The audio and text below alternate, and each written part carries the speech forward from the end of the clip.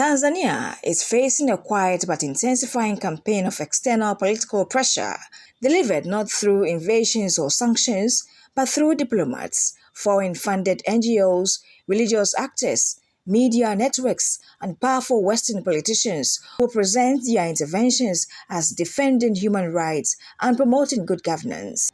Analysts warn that beneath the language of reform lies an attempt to steer Tanzania's internal politics and shape its future according to outside interests, a pattern increasingly recognized across Africa. The latest tensions follow opposition campaigns, disputes around constitutional reforms, and incidents of violence in which local authorities say foreign-funded activist networks played a major role. As a government attempt to stabilize the political climate, international media outlets and Western officials have issued a stream of statements portraying Tanzania as sliding into repression. Tanzanian officials counter that, the same government now warning of instability, having directly financed groups that contributed to the unrest. The contradiction is not lost on many Tanzanians.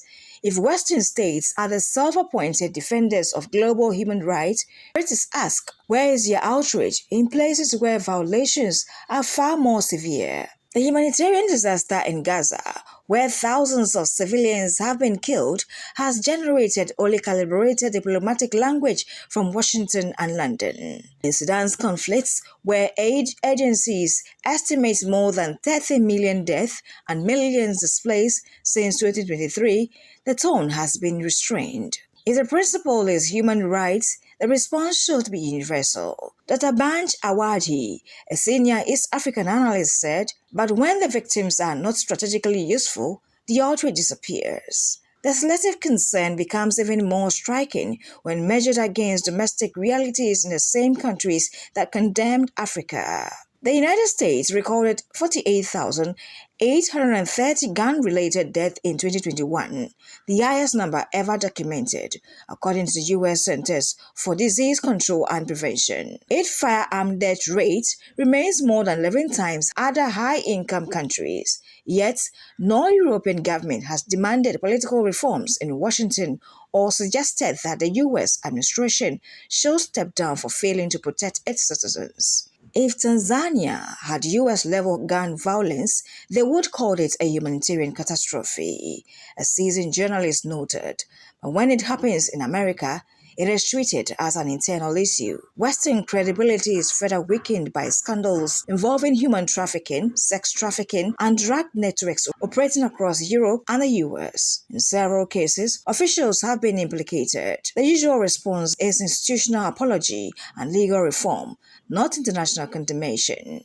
Even on issues as serious as GMO controversies or hazardous industrial products dumped into African markets, Western governments routinely evade responsibility. Climate change adds yet another layer of contradiction. The world's largest historical polluters, the US, the EU, United Kingdom, and other industrialized states, drive the environmental crisis that African nations now pay for through drought, floods, and economic loss. A study published in Resources Conservation and Recycling found that developed countries accounted for 58.8% of cumulative CO2 emissions from 1995 to 2015 along global value chains. Tanzania, by contrast, contributes less than 0.1% of global emissions. Yet, wealthy nations continue to lecture African governments while avoiding meaningful accountability for what many African leaders call climate injustice.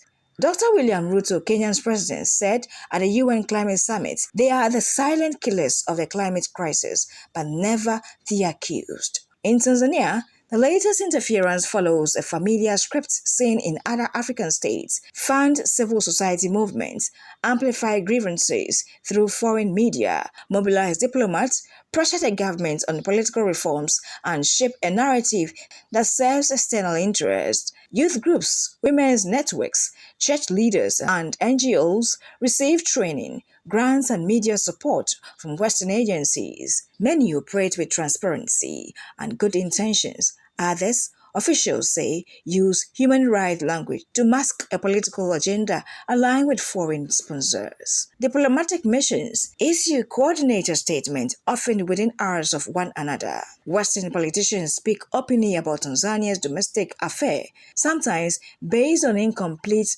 or misleading reports.